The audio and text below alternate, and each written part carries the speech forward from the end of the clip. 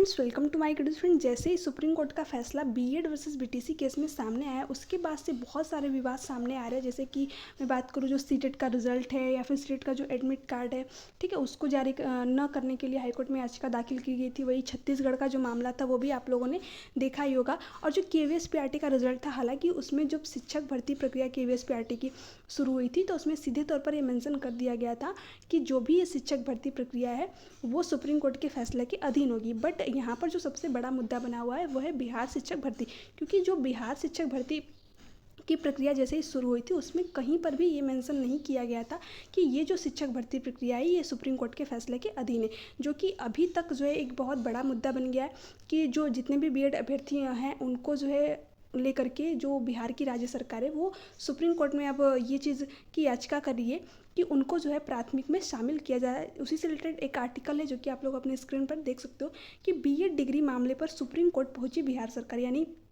जो बिहार की सरकार है वो सुप्रीम कोर्ट में अब जो है याचिका कर रही है कि जो जितने भी बीएड अभ्यर्थी हैं उनको जो है प्राथमिक में शामिल किया जाए, जो भी इस बार की शिक्षक भर्ती प्रक्रिया हुई है। हालांकि इनको ये सारी चीज़ें एग्ज़ाम कराने से पहले ही क्लियर कर लेनी चाहिए थी, बट ऐसा हुआ नहीं। तो देखिए, अभी जो है आपको एक बार जैसे मैं पूरा आर्टिकल पढ़ूंगी उसके बाद आपको सारी चीज़ें समझ में आ जाएंगी। बीएड डिग्रीधारियों को प्राथमिक शिक्षक के योग्य नहीं मानने के फैसले के खिलाफ राज्य सरकार सुप्रीम कोर्ट गई है। राज्य सरकार द्वारा एसएलपी दायर की गई है। सरकार की दलील है कि सुप्रीम कोर्ट के फैसले से पहले बिहार में शिक्षकों की नियुक्ति प्रक्रिया शुरू हो गई थी। इस बाबत महाधिवक्ता पीके शाही ने बताया कि बीएड डिग्रीधारियों को प्राथमिक शिक्षक नियुक्ति में योग्य नहीं मानने का फैसला 11 अगस्त को आया था।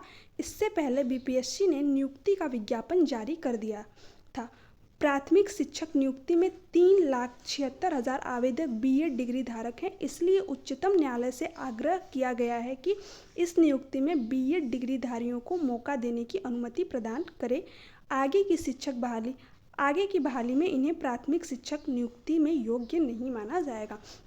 यानी जो बिहार की राज्य सरकार है उसका सीधे तौर पर ये कहना है कि जो इस बार की शिक्षक भर्ती प्रक्रिया हुई थी, क्योंकि इसमें जो है कहीं पर भी मेंशन नहीं किया गया था और जो इनकी शिक्षक भर्ती प्रक्रिया थी वो सुप्रीम कोर्ट के फैसले से आने के पहले ही जो है शुरू हो गई थी। तो इनका ये कहना है कि जो शिक्षक भर्ती प्रक्रिया इस बार की हुई है उसमें जो है बीएड डिग्री धारक जितने भी, क्योंकि आप देख सकते हो कि कितनी ज़्यादा संख्या में जो है बीएड डिग्री धारक है, 3,76,000 जो है बीएड डिग्री धारकों ने जो है वहाँ पर आवेदन किया है। तो इनका ये कहना है कि जितने भी बीएड डिग्री धारक हैं उनको जो है इस बार की जो शिक्षक भर्ती प्रक्रिया हुई है उसमें शामिल कर लिया जाए। हालांकि जब आगे बिहार में जो शिक्षक भर्ती प्रक्रिया आएगी तो 1 to 5 में, तो उसमें जो है बीएड डिग्री धारक जितने भी हैं उनको एलिजिबल नहीं किया जाएगा।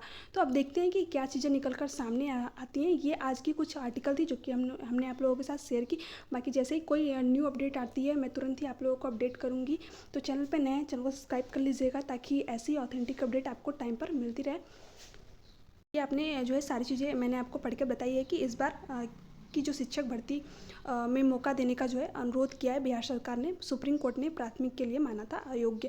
तो आप सबको पता है कि जो सुप्रीम कोर्ट था या फिर जो एनसीटी की गाइडलाइन थे उसके बाद से सारी चीज़ें क्लियर हो गई थी कि जो बीएड डिग्री धारक जितने भी हैं वो प्राथमिक में जो है योग्य नहीं रहेंगे किसी भी शिक्षक भर्ती प्रक्रिया में। बट अभी जो है राज्य सरकार, जैसे कि इनका रिजल्ट देने का टाइम आया तो अभी जो है इन्होंने जो है सुप्रीम कोर्ट में ये जो है याचिका की है कि जितने भी बीएड डिग्री धारक हैं जो इस बार की शिक्षक भर्ती प्रक्रिया हुई उसमें उनको शामिल कर लिया जाए। आगे की जितनी भी शिक्षक भर्ती प्रक्रिया होंगी उसमें जो है इनको एलिजिबल नहीं माना जाएगा।